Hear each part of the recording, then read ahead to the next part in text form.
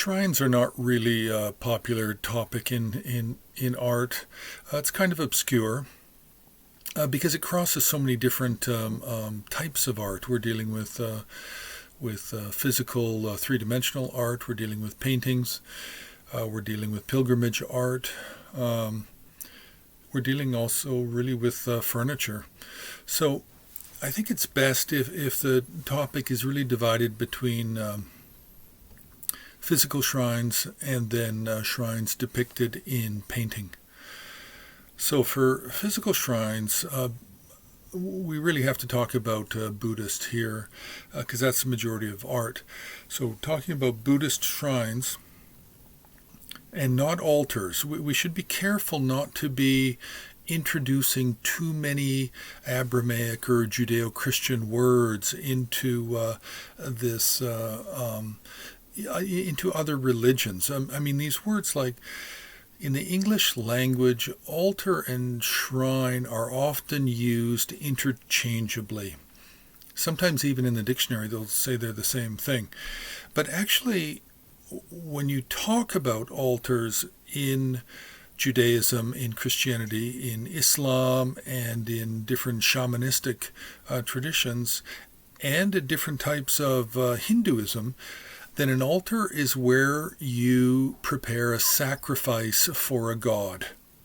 You do the body and blood of Christ, you do a lamb or a goat, in ancient India you did a human being or you did a horse, the Ashvamedha. So altars have a different fundamental sense than a shrine does. And we can see this a little bit with the Roman Catholic Church because they refer to the centerpiece of a church as the altar.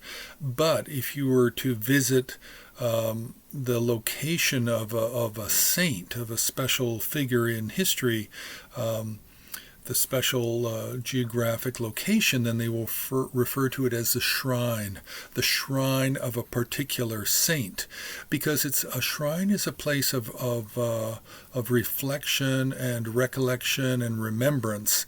A Buddhist shrine is not a place of sacrifice. There's nothing to do with sacrifice or killing anything or offering any animals. It just doesn't exist. So let's just clear that up.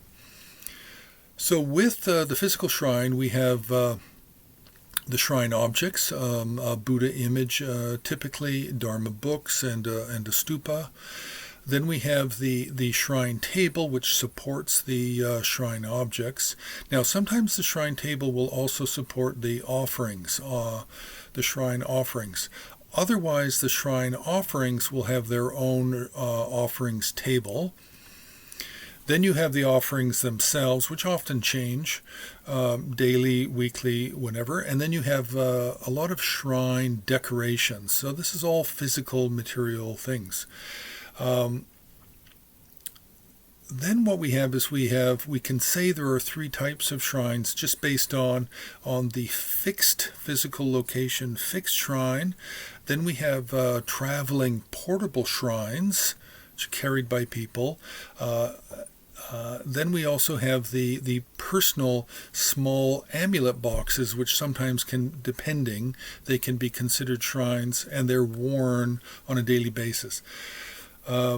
Then we have shrines in painting, and probably the most famous shrine that we have is the Jowo in the Lhasa Cathedral, in the Barkor in Lhasa, the large Shakyamuni. This large sculpture has been painted many, many times, and it is found in narrative paintings and travel paintings as well.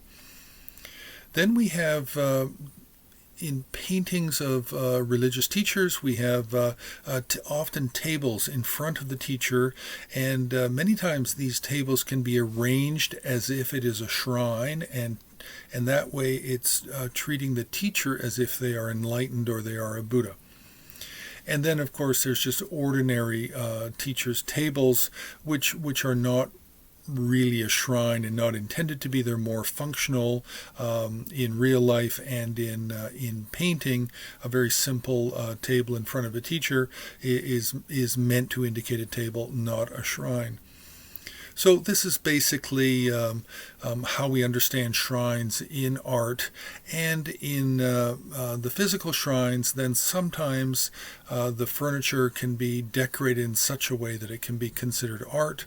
And sometimes the shrine decorations, and of course the shrine objects, if they're of a very fine quality, can be considered art as well. So that's basically the shrine, and also a little bit of a warning to be careful not to use the word altar, which has a completely different meaning and understanding.